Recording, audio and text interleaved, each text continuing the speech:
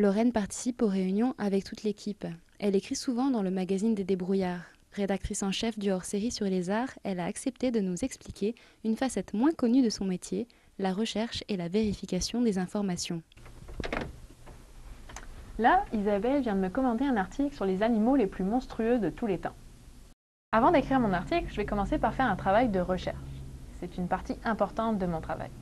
Alors, pour faire des recherches, on a énormément de moyens à notre disposition, mais celui qu'on utilise le plus souvent, c'est Internet.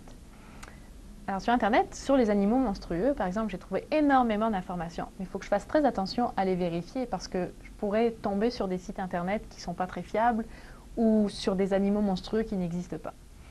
Une fois que j'ai vérifié mes informations, il faut aussi que j'appelle des scientifiques qui sont spécialisés dans les animaux monstrueux. Comme ça, je vais pouvoir leur poser des questions très précises, ils vont pouvoir m'apprendre encore plus de choses que ce que je vais trouver sur les sites Internet. Alors, faire des entrevues par téléphone, c'est intéressant, mais quand on peut les rencontrer directement, c'est encore mieux. Par exemple, pour l'article sur le contrôle aérien, j'ai eu la chance d'aller visiter la tour de contrôle de Montréal.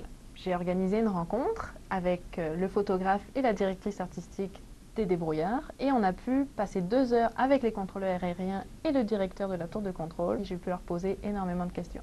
Je suis revenue de là avec plein de notes. J'avais aussi plein d'informations que j'avais trouvées sur Internet et aussi j'avais été emprunter des livres à la bibliothèque. Une fois que j'avais toutes ces informations, il ne me restait plus qu'à écrire l'article que vous avez pu lire dans l'édition de février 2011.